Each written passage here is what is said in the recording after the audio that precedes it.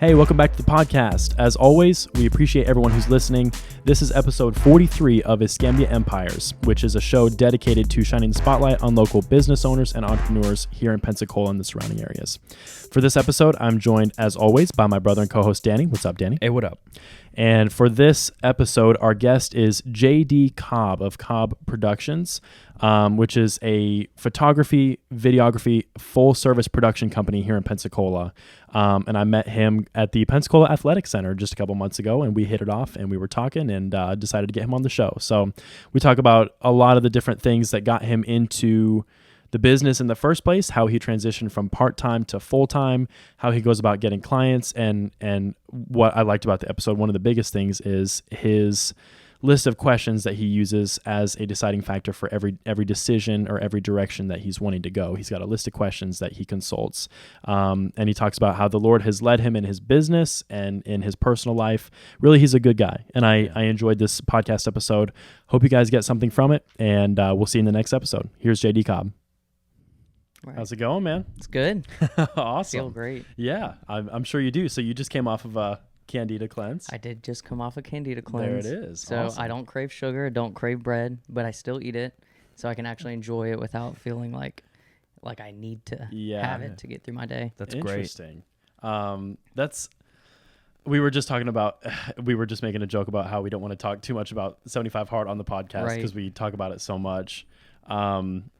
But that's an interesting that you just said is after doing a cleanse, once you get through it, when you stop craving it, it's like you just kind of realize it's more of an aerial view, and you're just like, oh, I can just leave that, take it or leave it. It's it's kind of, I feel like it's a little bit of superhuman powers. Because now I drive by billboards for like Whataburger, and I'm like, it doesn't even look good. And I'm like, I just feel. Shows you how powerful your mind is. Well, 100%. When you have your mind in line with like a properly functioning body. Yeah, 100%. Yeah, that's true. Yeah. So, nutritional stories aside, go ahead and give everybody a rundown of your business, kind of your history, what brought you to Pensacola, and then we'll just jump off from there. Cool. My name is J.D. Cobb. My company is J.D. Cobb Productions. I actually am from the area, grew up in Pace. That's right. Went to Pace High School. Went to college down at Southeastern University in Lakeland, Florida. Played golf there for 4 years. Played professional golf for a couple years. Once I was done doing that, then I actually did some video work on the side. So I transitioned from professional golf to a full-time videography company. So we offer, full wedding videography services as well as like a full production television production house. Not television production house. I graduated with a broadcast television degree, so that's my background, but I do more of like film production style stuff now. That's awesome. Mm-hmm. I was just going to highlight, I love seeing like videos. It's cool to see pictures of people's weddings, but there's something about videos that just makes it feel so, I don't know, engaging. That's awesome. It's the only way you can literally relive your wedding. Yeah. Mm-hmm. Yeah. Well said. Well, and to be honest, before the podcast, I was just doing some research and just going and watching just even the product videos that you have on your Facebook and Instagram pages. They're done really, really well. Thanks. Yeah, you do a great job. So you graduated with a degree, and you were doing golf. Is that you knew that you were going to do this then? Yeah, what was golf? Was it just a placeholder? Golf was like my sports passion, and it was something I was better than most kids at. So I played football and baseball growing up like everybody else.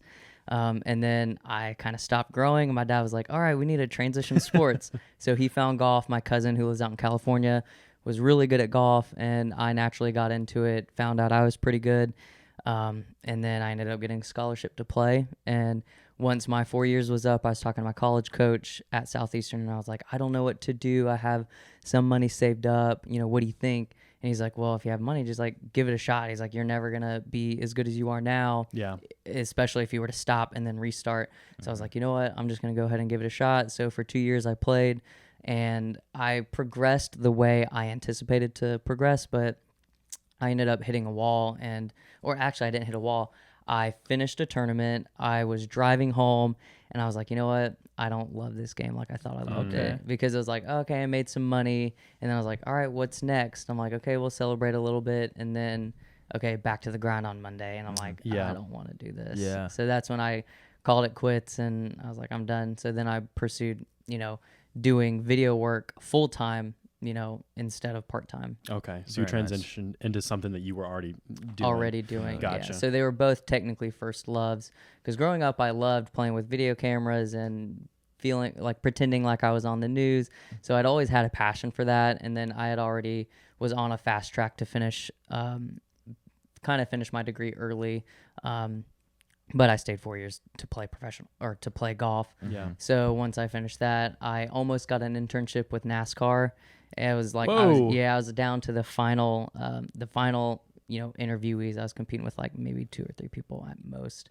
And it was for a broadcast internship. And the girl who got me connected, she was like the #1 intern with NASCAR that year or the year before. So she dropped my name, and I'm sure that got me through. But once I got through most of the interview process, I was like, okay, I'm either going to get into the industry and do, broadcast television and go to where I want to go in the sports world, or, play professional golf. And then the interview I ended up not getting the spot. So I was like, okay, let's play professional golf. And then it wrote its course. Gotcha. Okay. I mean, it's so interesting to me seeing how, just how different people get their start. I feel like sometimes it just falls into people's laps, or maybe they inherit a business or different things like that. And then sometimes it's like, that you enjoy it, that you want to do it. And then it just becomes the logical step. So you were doing it part-time for a little while, and then decided to transition full-time. A lot of what we try and do on the podcast is just exposing and getting information from local people. You have a business that's obviously doing well. And so I'm always intrigued to know how you went from doing it part-time to doing it full-time. That transition is so hard for most people. I feel like everybody wants to do their own business, but that transition is the hardest part. It is, because it's like, it's feast or famine, like most, businesses, kind of when you don't know what you're doing, you don't have your marketing set up. And it was really hard, and I knew it would be hard going into it. So I decided, I was like, you know what, let's just do this part-time. I was working at Edwin Watt's golf shop, kind of when I was done playing golf. It was just kind of my placeholder until I had enough clients to pick up. Sure. And then once the reality came of like, I was literally only working there 1 day a week, and obviously that's not enough to live off of, but it came to the point I was like, that 1 day a week it felt like it cost me so much money. And then once I realized that, I was like, okay, we're going to do this full time. Then I hit the ground running. And thankfully I had a couple big clients at the very beginning while I was still working part time, to kind of help me carry me through, really show me what the industry was about and what I needed to do. And it's like me playing golf, like anything you do at a professional level, you have to do it very meticulously and very good at a high level. So, and that was a thought process that I had when I was playing golf. And I transitioned, that work ethic into creating videos. And even when I was in college, I wasn't that great at making videos, but I was really great at producing videos. I knew how to make videos. I knew how to direct. So I took all of those talents and then translated it into, what I do now within the film industry. So once I figured out how hard it actually was, it wasn't that hard, because I knew I had to work hard to like get here. So now that I understood what a proper work ethic was, is like, okay, what do we need to do to get things in place? Now let's just figure it out. Yeah, I feel like sports they really help people having that mindset of like, okay, I just have to work hard at this and this and this. And then, totally. I feel like it translates into real life really well. So that's cool. Now you said you had a couple big clients. How did you find those when you first started out? I feel like getting clients in the very beginning is super, super it's tough. Hard. It's like, the first big client I had, let me think, I had 2 big clients. So technically the first big client I had was a company out of Canada who did some body track mat stuff. And I was still playing professional golf at the time, and my trainer, she had the connection. She was working with them, and she was like, hey, we need pictures and a video. And I was like, oh, cool. This is crazy. This is an international client that I'm dealing with right now. So like I kind of named my price, and I was really nervous. It was literally like $1,600. So it wasn't that much, but in my mind, when I'm working, like when I'm making like $1,600 in a month, I'm like, I can do this in 1 day. Like, this is crazy. It was like no editing required. Just go and shoot it and send it off. So that was my first big client, but that was through word of mouth. And then another big client was American Lube Fast, which is an oil changing company. They have like 50 locations across the Southeast. And I went in and made all of their training videos for them. Wow. Yeah, and that was in 2017 or 18, somewhere around there. But that was another one that was through word of mouth. It was my business mentor. He had name dropped and he was like, hey, contact this guy. And he reached out to me. We had an initial meeting and I was like, you want to see any of my work? He's like, no, we trust you. I was like, man, all righty, sounds good. That word of mouth is so important. Because you just have that trust or that rapport already by surrogate from whoever referred you. And you kind of the longer you're in business, you start, at least me anyways, I was downplaying how powerful word of mouth was. And I was like, well, I need to get my marketing right. And I need to get my ideal client. And that is very true. But it's like word of mouth carries so much more validity than finding the client online and then, trying to validate yourself through, other ways. 100%. Yeah. That's something that in the real estate industry, I feel like so many people are so focused on that exact same thing. Like, where's the perfect lead source? And oftentimes it's just really, you're asking the wrong questions or pursuing the wrong things. So you were doing like training videos and stuff like that. And like you said, you're a full service production house essentially now. You were doing everything by yourself in the beginning. Yeah, pretty much everything by myself. So how do you make the transition then into that full service? Do you have different people working with you now? I remember talking about this with you. We met in the sauna, by the way. Oh yeah. Just completely off topic. Of all places. We were just sitting talking business, and I was like, "Hey, let's get you on the podcast." You're just sitting there together. There's nothing else. Let's just talk, man. Yeah, it's like I've had a couple people. Like I had a guy come in the other day, and he had his Beats on, and we just sat in silence. And I normally go in there for like 35 minutes at a time. It is. I was like, okay, no, I'm not gonna say anything. Yep. But anyway, you were saying, is your wife working with you now, or I think so? My wife, she has her own company. Okay. She has her own business. Okay, so we're both self-employed. We both make our money. That's awesome. That's super cool. But you do have help though now. I do have help. Okay. So there are guys that I will outsource work to, whether it's graphics or editing or whatever it is I don't want to do. Essentially, like I budget everything out. I'm like, okay, what is it I actually want to work on this week? I'll work on what I want to work on, and then I'll send off to other people that are actually better than me at what I do. Yeah. So I think that's the interesting thing. We have a buddy who does freelance design work, and so he does his own clients and things like that. But also he's got another business that refers to him, and he charges his same exact prices, but he's able to do their work for them. So everybody kind of makes money. And I just feel like outsourcing, like you said, you can outsource to people who are maybe not better than you, but they, if that's all they do, maybe they are better than you. Exactly. And you're providing them some deal flow. So it just works for everybody. Wins. Yeah. I feel like that's one of those things that once you kind of get a whiff of, you never go back. You do not want to go back. Yeah. I was editing, I remember the first couple wedding clients that I had. I made the wedding video. The clients were really happy. I was like, wow, that was a lot of work. I'm like, I don't know if I want to do this. And then later on, I ended up finding a guy who was, editing my videos. And I was like, wow. I was like, he just made that and my company produced that. I was like, this is way better. I was like, you're a better editor.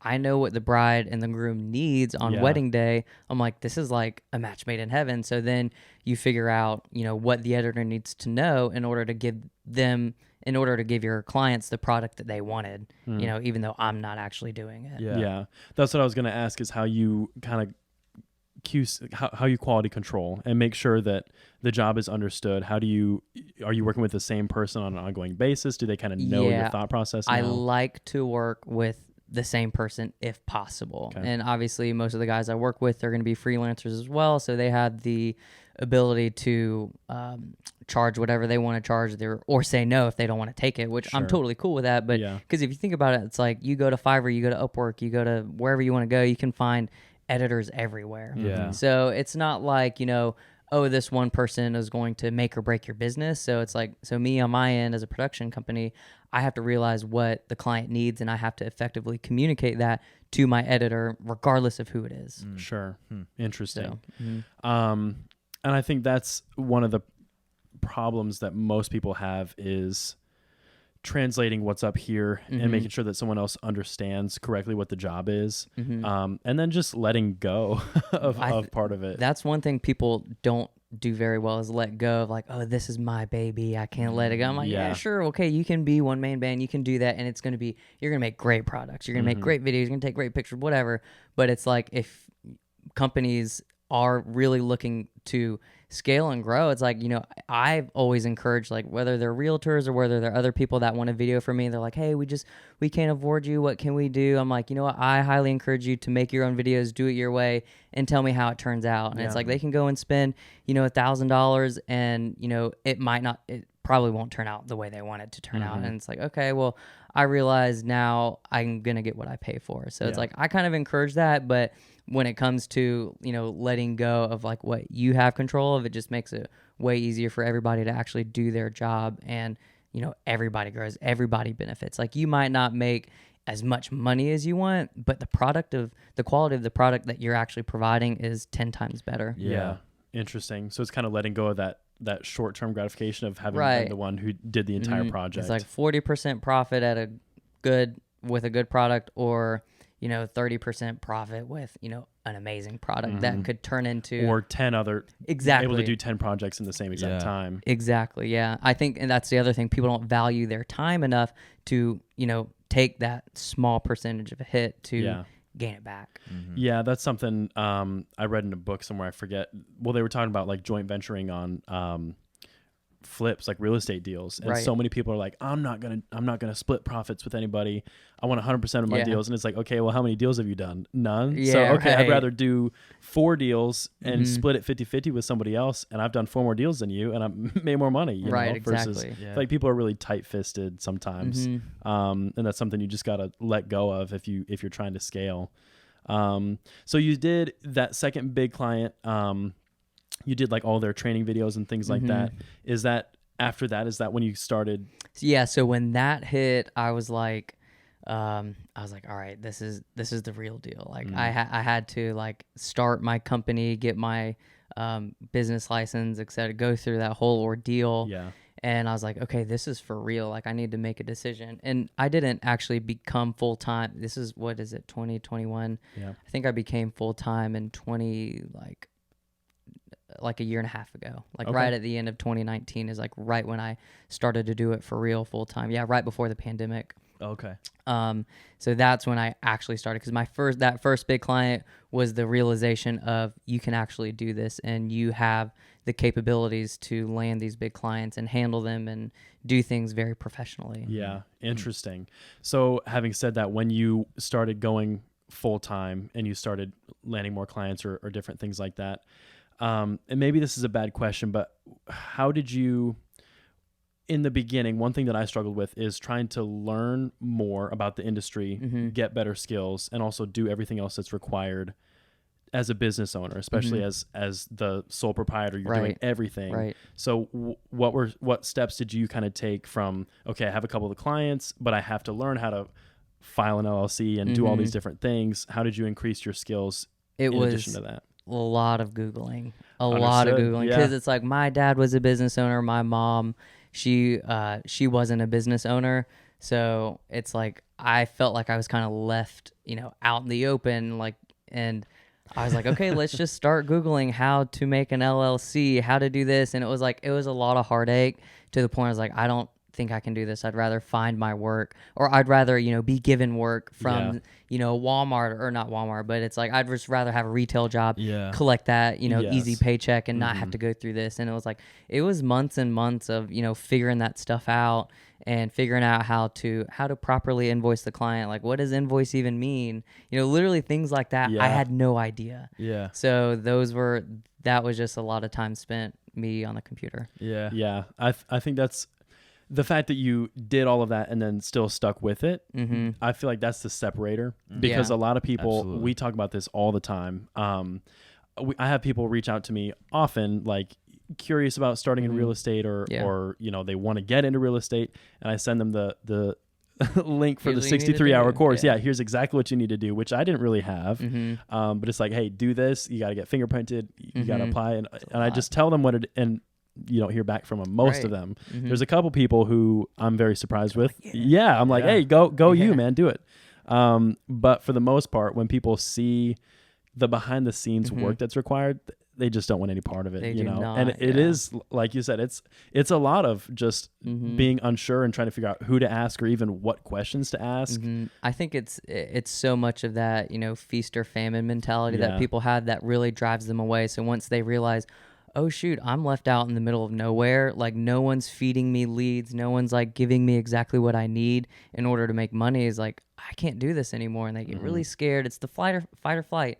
And people just, they say, see ya. Like, let me go collect my $1,000 a week and go somewhere else, when in reality you can make so much more. Like, just the amount of money that is that, not that that means any, that's what you live for, but it's like the fact that you can literally financially provide for your family very comfortably and still live the lifestyle you want to live and not be succumbed to, you know, the man.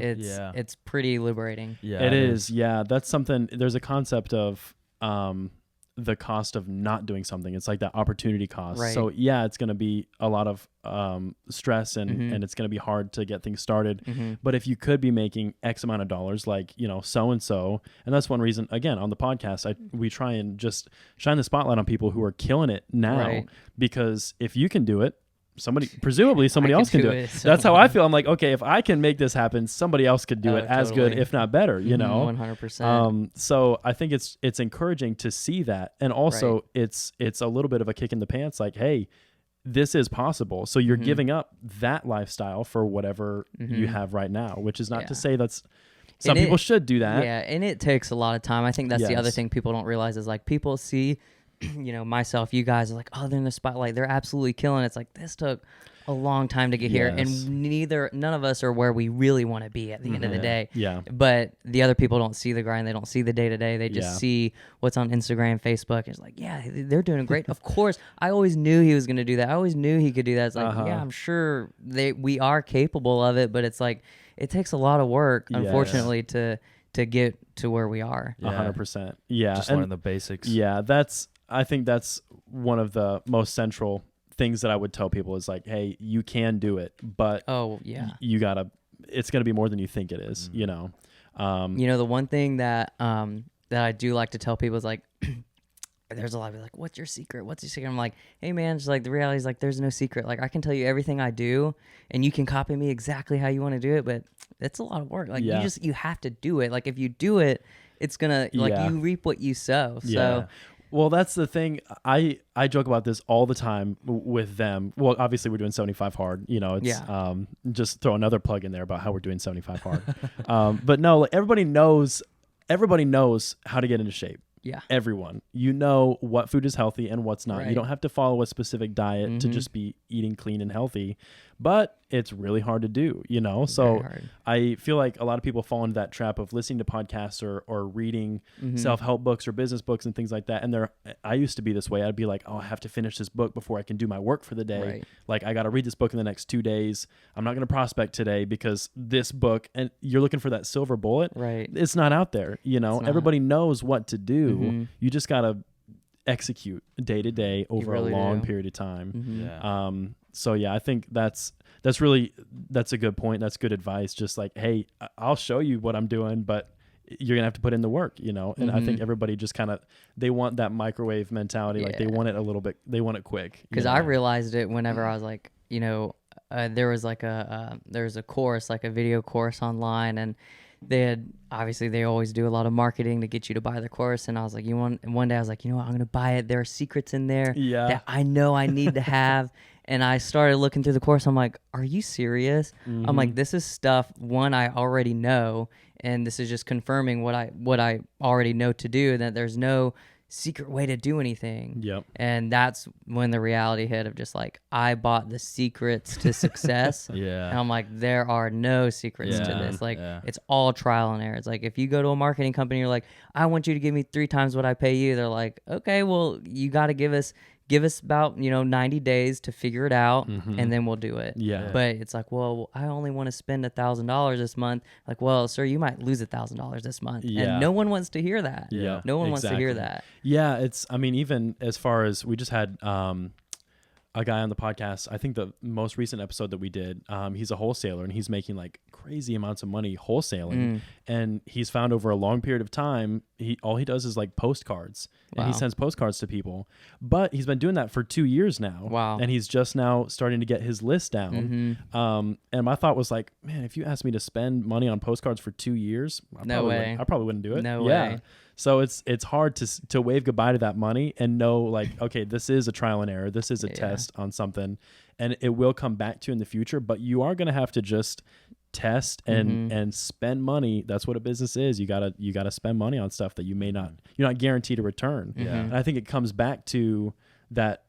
You're guaranteed money if you go in and clock in, and you know at the end it's that guarantee. It's, like, it's that I certainty. have no expenses. I just like it's just time. It's like time. That's so much more valuable than any expense you can have. 100%. Yeah. So kind of switching gears then. I mean, I feel like we've covered a lot of ground already. But having said that, we've already heard some of your. There is no secret to success or things like that. If you could go back and give yourself advice. Maybe not tactical, like, well, actually, so twofold. First of all, go back and give your 18-year-old self or when you first started your business, what do you wish you would have known? And what do you wish that you would have done day to day that you think would have helped you get to where you are maybe quicker, or, things that you wish that you would have known?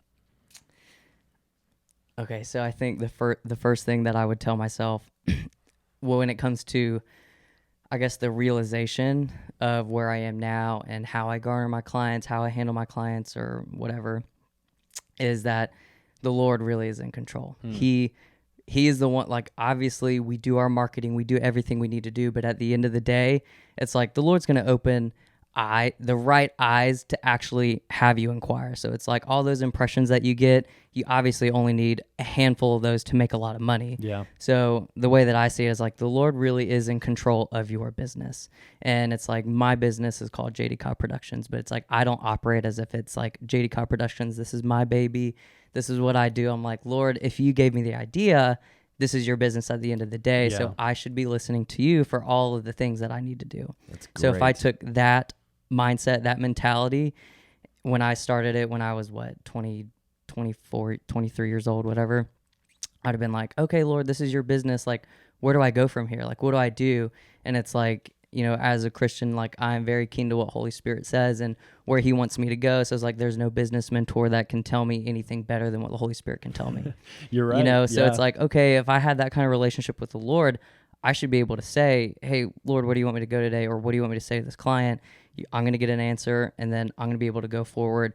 It's obviously going to be stress-free because I have a lot of peace in what I hear. So it's like if I was to take that and then implement it, I'd probably be, 10 times further down the road than where I'm at now. Interesting. That's something that we've not heard before on the podcast. Well, and it's something like, especially most of the people that we interact with have been Christians, and it's interesting to see that that's kind of like a default perspective, but to really believe it and really place your faith in it is a whole other thing. Yeah, 100%. So it's definitely cool to see you say that. Yeah, I was like, it was actually, how long ago was this? It's about a month, maybe 2 months ago.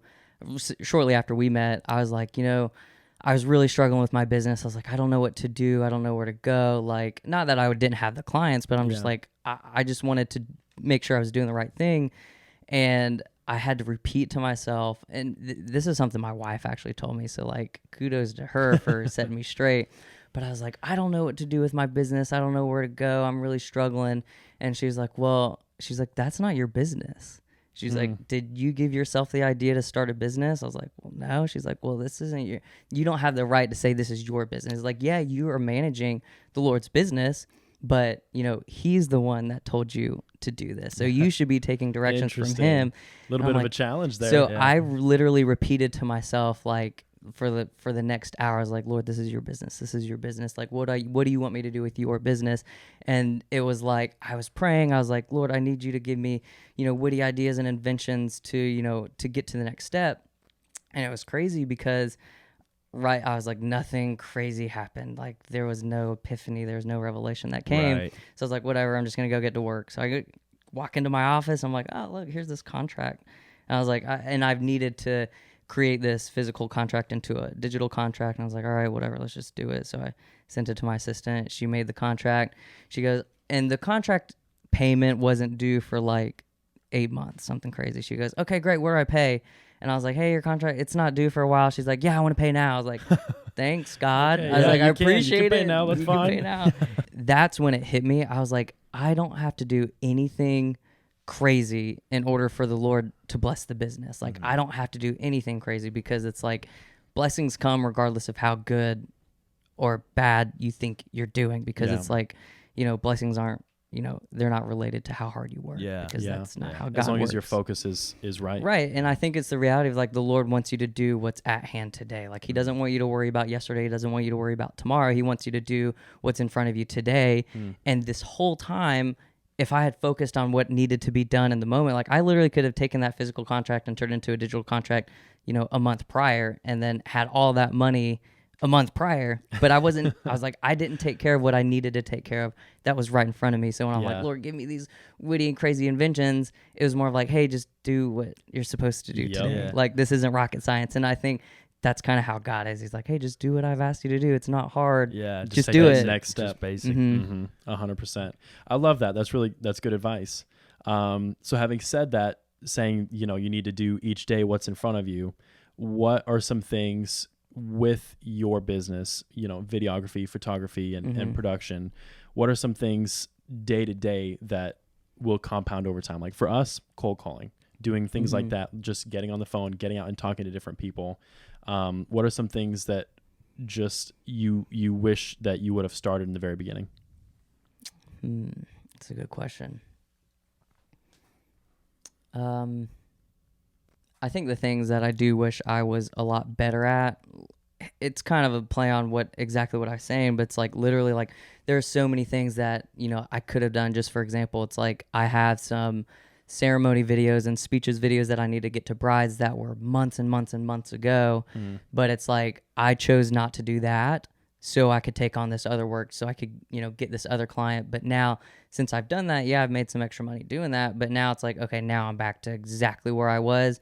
And now trying to edit these ceremony videos and speeches videos is eating so much into my time that I'm not actually able to focus on what I need to do and garnering the next client. So it's literally, if I take care of what I need to take care of, I've noticed that things fall into place exactly how they need to fall into place. Because it's like my company, I'm not trying to take, 5 videos at one time and, create these masterpieces and do them in bulk. It's like I take my time, I do it right. And it's like, of course I'm charging for my time, and it all pays for itself. Yeah. So it's like, if I'm going to go ahead and charge for my time, I might as well give this client my time and use that exclusively. Yeah. So it's like, I'm not about volume. I'm more about, quality over quantity. So it's like, if I was to actually do what's right in front of me, I wouldn't be in the position where I feel like I'm being, taken from with time wise. Yeah. Understood.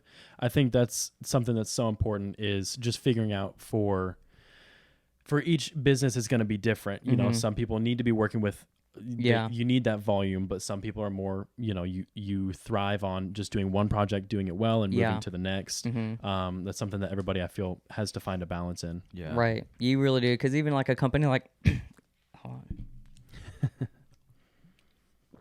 A company like mine, it's like I'm only going to, like I said earlier, I only have so much bandwidth to give to my clients. And it's like, if I have, 5 proposals out and I land one of those proposals, like that's a lot of my time. So sometimes I'm like, man, I got all these proposals out. I hope I don't land one of them, or I hope I don't get any of them, because there's just so much. Have your time back. Yeah. Right. Exactly. And it's like, I know I can outsource, but then it's like, I've been on the brink of, having so many clients and trying to do so many projects at one time that I end up getting them all finished. They're all good products, but it's like, I know deep down I didn't give the client exactly what they wanted. And they hired me for a specific reason, and I didn't give them what they wanted. So now that's turned into a lost client, for future work. So then now I've changed the philosophy. I'm like, okay, I'm going to give you guys my time. I'm going to do it right, and we're going to move forward. And it's been, 100 times better. Yeah. Interesting.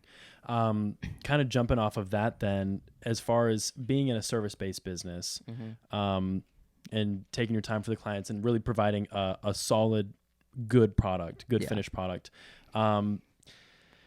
in relation to that, obviously there's a lot of photographers, a lot of videographers out there, just like there's a lot of realtors, there's a lot of contractors. You know, there's always competition, huge competition, especially in a market that's as busy as the one we're in right now. I feel like everybody's just always so busy. Things are busier now than they have been in a long time. Yeah. So in the noise of the market, how do you set yourself apart from competition? And honestly, the answer to that could be you just take the clients that you feel God gives you. But I'm just kind of wondering, is that kind of literally is like, so I had this thing called an SDD. It's called a spiritual due diligence list. It's a list of like 15 questions. These are my secrets, by the way. Here we go. Please take them because they're not secrets, but they're just principles. But so I have this list. It's like I said, it's a list of 15 questions. It's literally like, here, I'll just pull it up real quick. I'll give you a couple questions. But this list basically is my should I do this list, should I not do it list. And this has basically not that it's helped me land my clients, but it's helped me give perspective on what I'm actually good at. And let's see, SDD. Yeah, so literally the list is, is this within, and these are not as spiritual as you think they would be. It's like, is this within your realm of work? Does this have a legit place in my portfolio? Is the barrier to entry worth the potential return? Does this utilize my natural skills and supernatural gifts?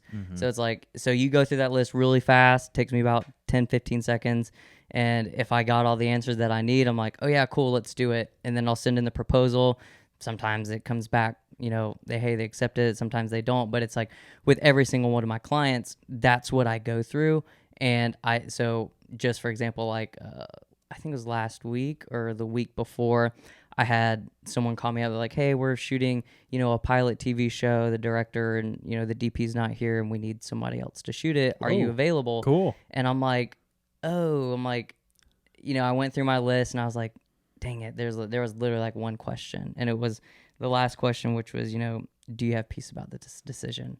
I didn't have peace, but all the numbers lined up. I was going to get paid when I wanted to get paid for one day of work. But I told my brother I was going to caddy for him in a qualifier. And my brother, he's a college golfer, so he's really good. So I'm like, okay, if he plays well, like, that'd be great. And, he wanted me to caddy for him. So I called him up. I was like, hey, can you get a backup? Like, I have this job. I really want to do it. And, it's a lot of money. And he goes, well, there's not really. I was like, because I asked him, I said, am I your first choice or am I a backup choice? He's like, you're my first choice. I was like, okay, great. So I was like, then I started to feel really bad. But I was like, you know what? I'm gonna ask around. I know some other guys who potentially be a lot better than me. Asked them and they're all like, hey, I'm not available. So I'm like, okay, I think this is a sign that I needed to do it. So, I mean, the proof goes to show is like, I went through my list. I didn't have the confirmation that I needed to have. And if I just stuck to the list and trusted my gut, it'd have been like, okay, I'm fine. Like, hey, I'm going to have to decline your offer, whatever. Yeah. I would have saved a couple hours of heartache, honestly, because I tried to work it out, so badly. And with you tried to make yourself have peace about it. I tried to make myself have peace about it, trying to get things lined up. But I'm like, you know what? Family matters so much more than money right now. Yeah. And I decided, I was like, hey, let me go caddy for my brother. And I had a great time. I had fun. My wife came out with me. And, we ended up going out to eat. But anyways, I had a lot of fun doing that, even though I was like, it felt like a missed opportunity. But I'm like, is this an opportunity that, that the Lord had really given me? Because if it was, wouldn't things line up exactly how they needed to be? Yeah. So that's how I take it. So when it comes to, getting those clients, like I just go by that list, and if I have peace with it, I'll send the proposal. If not, I'll be like, hey, just like, we're not the right fit. Like, yeah, and that's perfectly fine. I feel like so many people scratch and claw for every client that they can get. And there's something to be said for just being selective and working with the people who will work the best with you. Right. So that's really interesting. Now, did you compile that list yourself, or is that something that you found? It was something my business mentor, we were watching this guy. His name's David Hodgkins. He's like out in Australia. Have you heard of him? How do I know who that is? He's a huge business guy. He's like a gazillionaire. I've probably seen some of his content somewhere. Yeah, so he's out in Australia, but he has this list called the Spiritual Due Diligence List, and we were going through, like, I think his company is called Kingdom Investors. Okay. If you find it, but we were going through the course, and that was one of the lessons. And Dave gives you all of his questions, and then my mentor was like, hey, take these, create your own list. So I created my own list, which was, I think, only 13 questions. So once I made that list, then it was like, okay, I have peace with all of these questions that I'm asking myself in order to get it. So it was from somebody else, and the idea was, but the list itself took it to make it your and own. I honestly, I took a lot of his questions too. Oh, well, fair enough. Very few were like mine. Tried and true. Yeah, exactly. That's cool though. I like, I interned at the county commissioner's office for a while when I first dropped out of school, and they had, and I actually had a lot of respect for the commissioner that I was interning for, because he had 7 questions. So anytime anyone came to him with a proposal, he would go down that list of 7 questions himself. And he and everybody who worked for him, he's like, don't bring me anything if it doesn't pass these 7 questions. If any one of these, it doesn't line up, then, and it was something like, there was a bunch of different like businessy things. And then the very last one was like, because they're in charge of public policy a lot of times and making changes in communities. And he's like, if my mom lived in this community, would I still make this change? And I was like, man, that's super powerful to make it very, very personal. And I have something similar for myself, just, not, and actually you're making me feel like I should sit down and write out a list of questions. I really like that idea. Because I have different principles of like, does this align with my beliefs? Does this align with my goals? And I feel like I really, really like that idea. If you wouldn't mind, I would love to rip off those questions. And honestly, if anybody wants them, we could post them in the show notes as well. 100%, that's super cool. So, and we're running on time. I feel like we could talk a long time, but having said that, is there any... You can make 2 episodes. There's actually been... We'll have you back is what we'll do. We've had a couple different people back a second time, and a bunch of people we want to have back. A few months down the road, just see where you're at, see how things going. 100%. So I have 2 more questions, and they're both kind of... I hope I'm not just blindsiding you with these, but is there any questions about your industry or about videography, kind of the business that you've built? Any questions that I should ask, but I'm not, you don't know what you don't know. So anything that you think would be helpful, any like parting thoughts that you have? I feel like you did a really good job, because the way I view my industry, it's not any different than how a lot of people view their industry. So it's like, I help my wife with her business, and it's like we implement the same ideas. It looks a little bit different, but the same ideas are through, everything. So it's like she has a health consulting business. So, cool. I'm like, hey, what can you outsource to get you to your end result? And like, it's like, it's common, but it's also not, because it's like with her industry, it's a lot of head knowledge. And it's like, she just has to know she went to school for everything. But then it's like, okay, well, I can send, this and this to a certain lab and have all these tests done for my client. And it's like, or you could go to school and get it, or you could just outsource your work. So it's like, there are a lot of things that are very similar throughout the industry. So, it's like, I guess unless you're asking me technical questions, it's about the same. Yeah, that's cool. I would love to get another mic eventually and be able to have on there's several husband and wife, either they're on a team together or they run their business together, or each of them owns business separately. I feel like that'd be a really interesting conversation to have too with the both of you together. So finally then, and then we'll let you go. What are you the most excited about in your life right now? What really just fires you up? And it doesn't have to be something like new super clients it doesn't have to be something cliche that you feel like people within my industry hear. or my life, just in general, either or. So both give both. Okay, so I'll just start with my life, because it's easier answer now. Within my life, it'll be me and my wife's 2-year anniversary next month. So it's like, congrats. We're still in the technical honeymoon phase, and I know a lot of people are like, oh, it's gonna end, but it's like, the way that I see it, I'm like, if you really love your wife and you really have a solid relationship, you live like everything is in light, everything about that individual is like, why would you not enjoy life with that partner for that's the right mentality, because it's like, I'm a golfer, so I still play a lot of golf. And there is a pretty bad stigma around, like, if you follow any golf accounts or any golf meme pages, it's like, the wives get really upset that their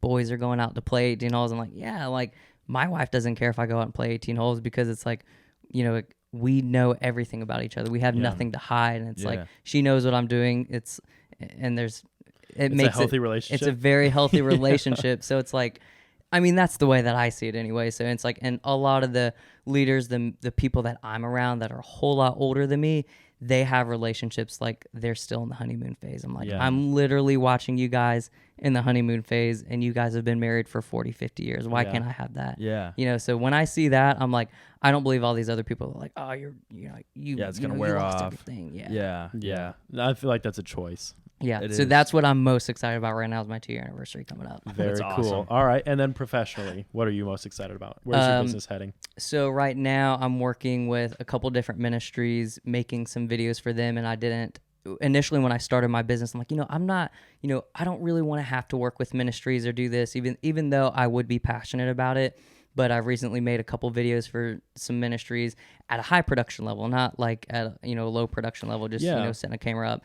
And obviously they're paid gigs, so it's like whenever I'm able to go in to a paid gig, do what I want, and my heart aligns with exactly what is going on. Perfect job. I'm like, oh, this is so cool. I'm like, this is so much fun. I'm like, I didn't realize you could get paid a lot of money to shoot ministry videos, because there is a stigma around, it's like, oh, you work in the ministry, like you must not make a lot of money. I'm like, that's actually not true. Yeah. There is a lot of money to be made. There's a reason they do fundraising, and it's like, it's kind of come full circle for me. So me working on a lot of those projects, like I get really pumped about it. And that's what's made me realize, like, I need to give my full attention to these kind of videos. Yeah. As opposed to it just being, another one in the books. Yeah. Yeah, 100%. And I mean, I feel like there's a little bit of a stigma around ministry oriented stuff too, right, of low production quality. So I feel like the higher production quality, that just helps even more. Right. Well, I mean, it's mindset at the end of the day. It's like it's like I have never read Rich Dad Poor Dad, but a lot of the you should. It's a good book. A lot of the principles. I think we may have talked about that one day in the sauna, but it's like those type of principles is really, it's the mindset that changes everything. And you see, some of the churches that do have, a poverty mindset. It's like, oh, we can't afford this, we can't afford that. Or you have the other churches who they can't afford it and they do fundraise, and, they love things at such a high quality. Yeah. I feel like running a church, well, we talked about that with Jeremy Harris. We had him on the podcast a while ago. Running a church is running a business. Yeah. And it's a kind of a bad way to look at it. Not a bad way, but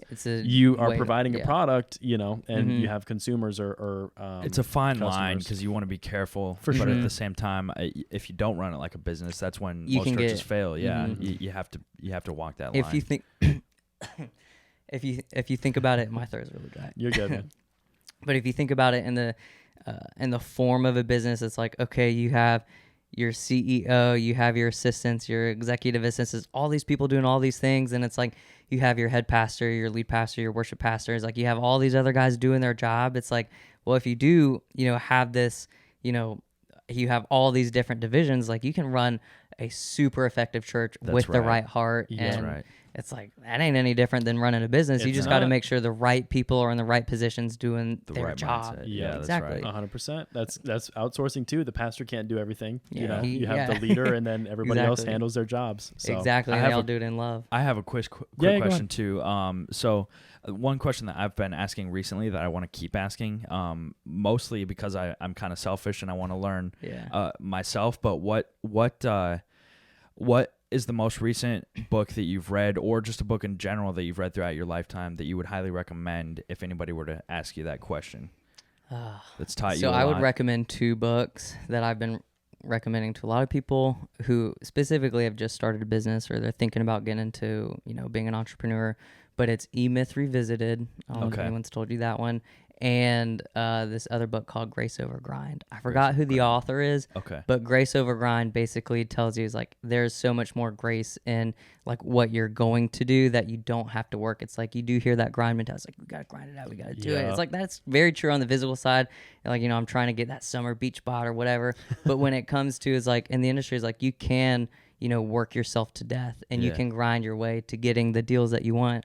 Or you can just rely on the grace of the Lord to give you exactly what you want and exactly what you need in the right timing. That same because concept you were talking about it's earlier. the same thing. And it's like, so it's like, those are the 2 books I would recommend. Awesome. Interesting. Love it.